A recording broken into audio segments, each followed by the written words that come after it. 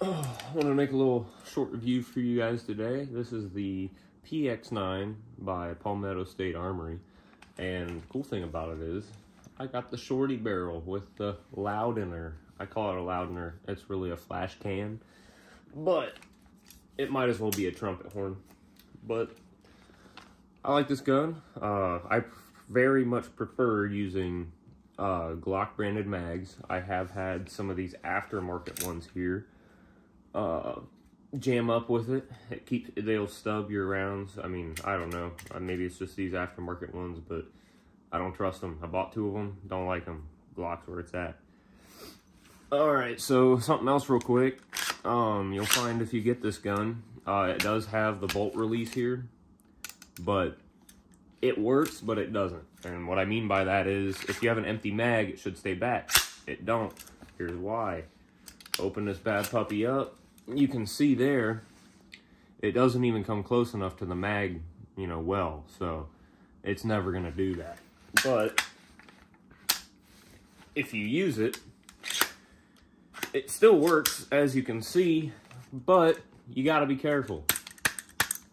Well, see, I didn't even touch it, and it came forward. Be careful, watch your fingers, or else you won't have any anymore.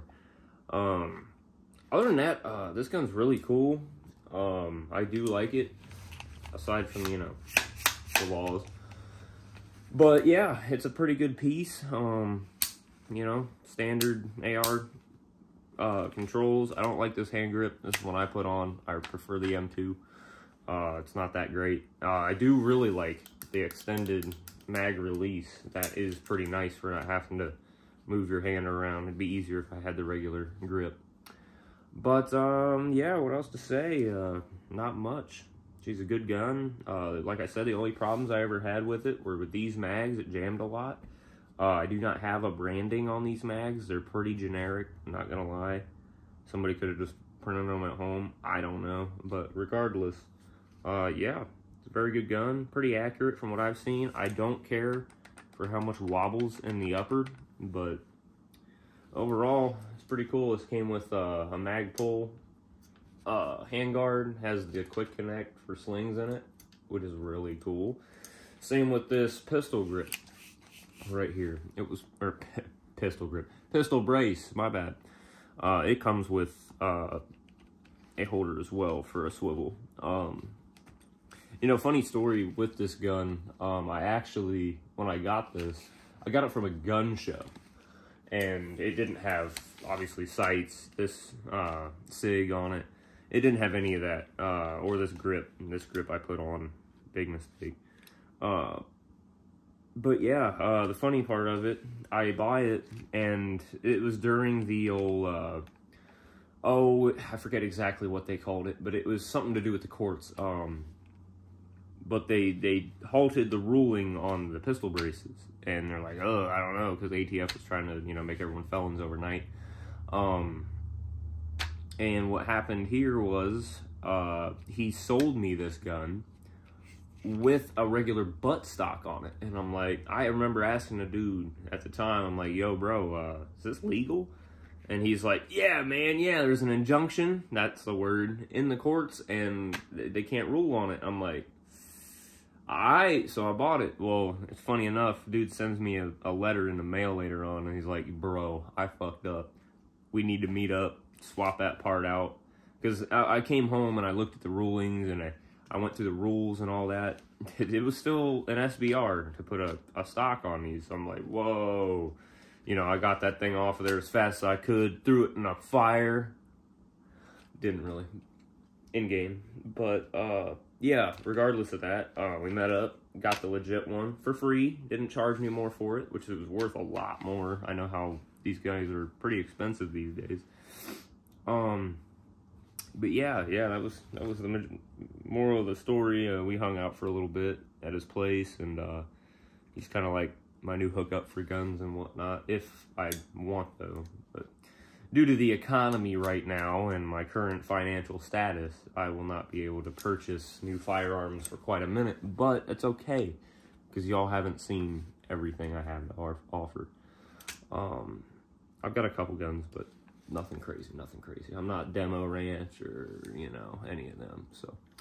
But, for starters, a few things I want to go over on this gun. I was going to make this a short, but it's looking like a full video. I'll just make some shorts out of it.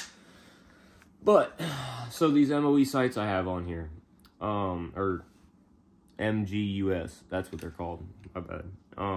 Anyways, these sights are cool, but for this weapon system, I don't necessarily like them. If you can go with a raised optic like this, I would highly recommend that, because honestly, I had to top out this top sight here, and it's still not quite where I want it. I could probably take it down 2 notches after sighting this in a little bit, but without being able to raise or lower my rear sight, it really halts me up here. But they're good sights, but I would just recommend something, I don't know, a little taller maybe.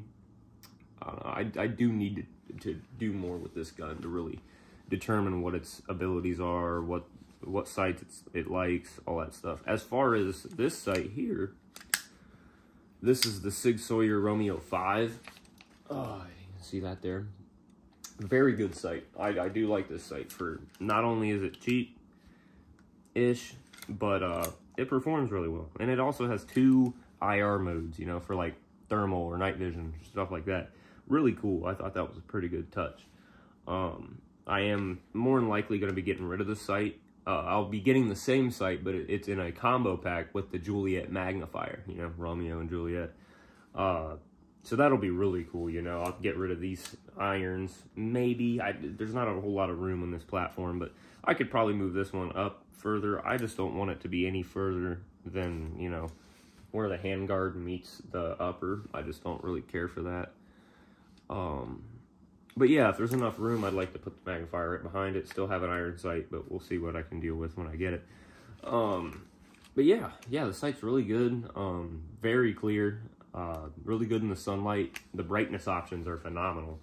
Battery life so far has been great, but rule of thumb, always change them every year on your birthday. If you use it a lot, maybe you'd even do it sooner. I don't know what your budget looks like for batteries. So, well, I guess let me open this bad boy up for you guys. If I can. No, you gotta pull that out first, of course. So, let's see what we have here. So, everything in here for the trigger group's pretty much normal. Same back here for an AR, typical. This guy, I ain't even gonna try and tell you what that is, I don't know. But the bolt is a little bit different than your typical AR bolt, and that's because it's a 9mm. I'm gonna try not to get myself too yucky in here. Because I do plan on shooting this today. I don't want to get it too fingered up. But as you can see, a little bit different from a regular AR bolt carrier, which honestly it's not too bad. And as far as the wear marks go, it doesn't look too hateful, really. I mean, you typically see some wear in that area as well as that area, but they're not very even. And as far as I know, as far as quality goes, you want those to be even, your wear marks. So for this to be wearing at a weird, I mean, it's wearing up front and it's wearing in the back on the opposite side. So what that tells me is when it's firing, it's kind of cocking this way as it fires, you know, minutely, but enough to give it that extra scrape. So I'd recommend putting some good, you know, very, what's the word for it? Slidey oil. But, you know, I typically use grease on it, and then oil the rest. Grease, in my opinion, is a bit more, it's going to last there longer. Now, don't get me wrong, it picks up more dirt. I get that. But when it comes to areas like this that are high friction, and they're further away from the actual firing pin and the chamber and all that when a round's detonated, it's not going to get as much dirt up here at all. I mean, it's also encased by your charging handle, so I really don't think that's too much of a bad idea. And if it is, bummer. Everyone does what they does. I once met this guy that would take a can of Croyle, if y'all know what that is. He would spray his whole gun down with it. But hey, That's how he uses his guns like that. He looks at them as tools. That's all they are. At the end of the day, it just depends on how careful you want to be with them. So yeah, use whatever you want, but I recommend a bit more thick oil or grease in those areas where they're high friction. But other than that, there's really no other friction areas on this bolt that I'm seeing, which is pretty cool. It's all localized just up to there, so they did a good job with that, I think. Another thing I don't really care for with this gun, and it's whatever, you know, it's not like they designed this.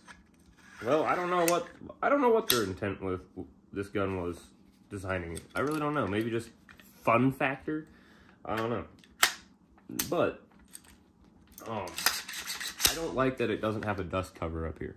Now maybe they sell dust covers, or they make versions of this gun with a dust cover variant.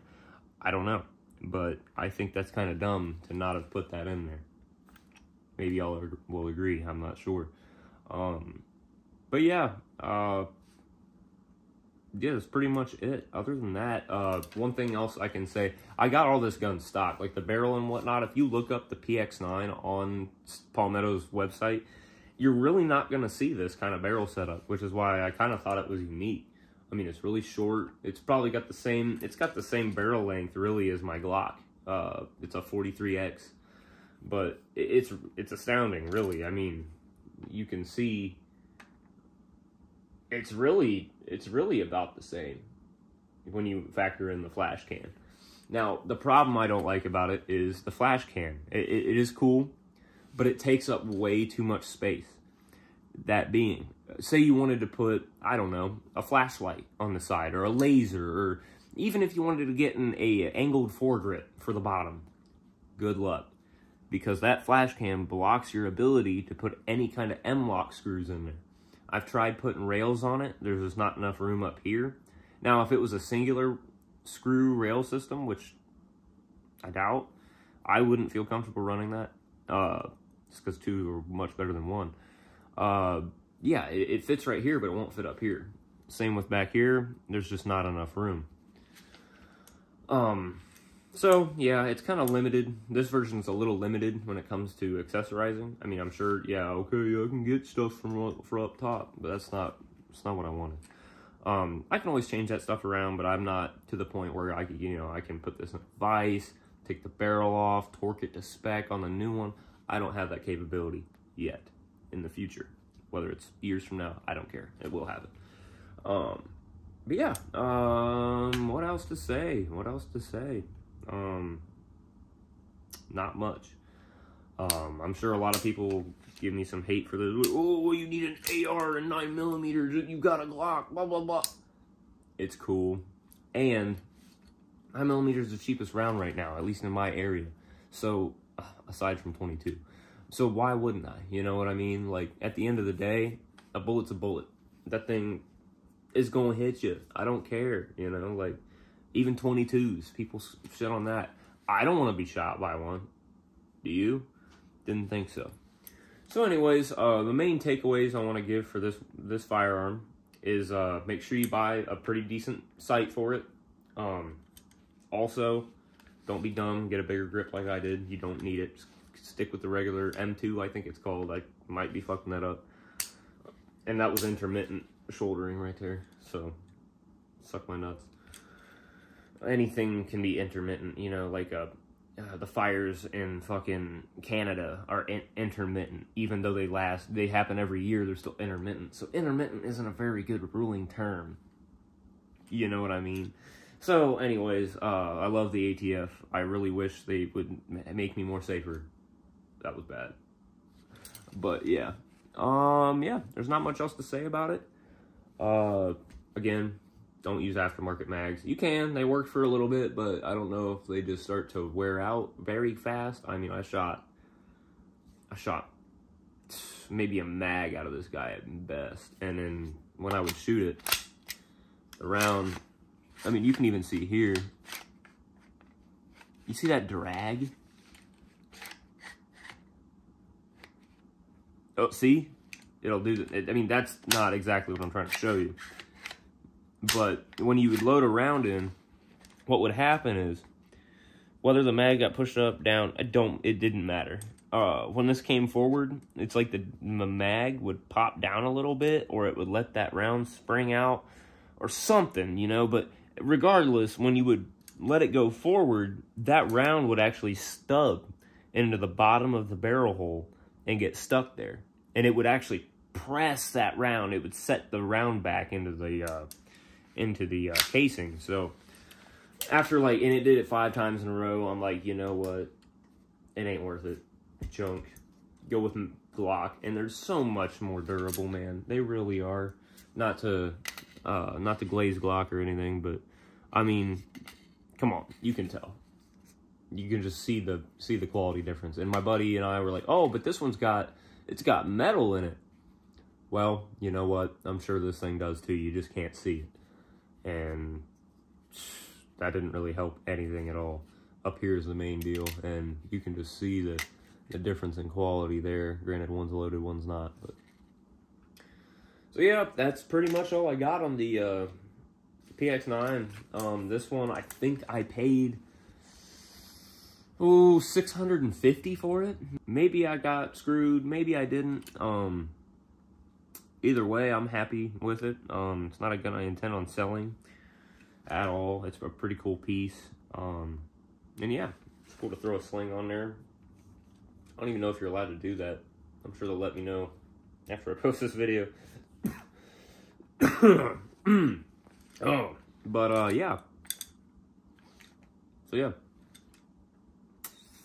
Think here. Anything else I want to add? Anything else I want to add?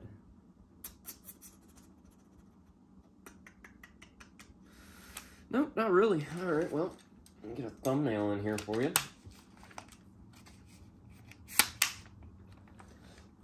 Let's see if I can't get that PX-9 in there. Oh, it's the Gen 4 as well, by the way. It's pretty nice. Again, the barrel's probably the only thing I screwed up on. It's cool, but lacks attachment availability. So, well, I hope you guys enjoyed this video. Again, I apologize. Well, I shouldn't say again, I haven't said it yet. I apologize for the lack of content here lately. I've just been very busy with my own personal life, between work, home life, things of that nature. So, I'm doing my best here. I just really needed to stock up for some ammo. I know I could be doing these videos, like review videos, but I know that's not exactly what you guys want to see.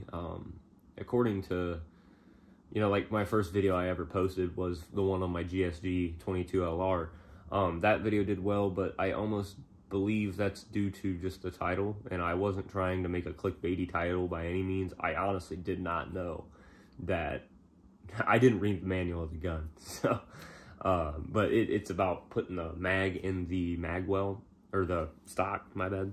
Everyone knew about it, some people didn't. It was like 50-50, maybe even 75-25. So really, I'm glad I made the video, but it's not my intention to clickbait you guys, so maybe that'll keep me from being a successful creator, but I don't care. I like to keep it real. I don't want people clicking on my videos just because they think they're going to see something when in reality it's something different. You know, a lot of people in that video were like, whoa, this isn't even a hidden feature at all. It's in the manual. I know that now. I didn't before. I'm a man. I don't read manuals. On guns, at least. I mean, I'm skilled enough with them that I understand how everything works. And if I'm unsure, like for example, my Canic, it's the Elite Combat SC. It is designed to where, like this Glock, it doesn't come apart the same way. Ow. But, oh man, that hurt. Damn.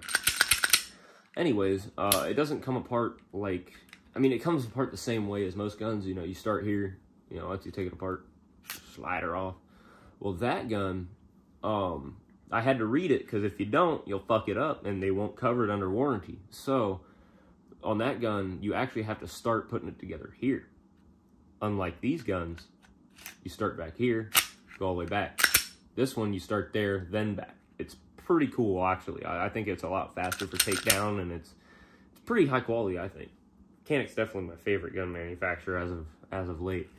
But yeah, so that concludes this video. I hope you guys enjoyed. I hope you guys learned something and maybe got a better judge on whether or not you want to buy this firearm or not.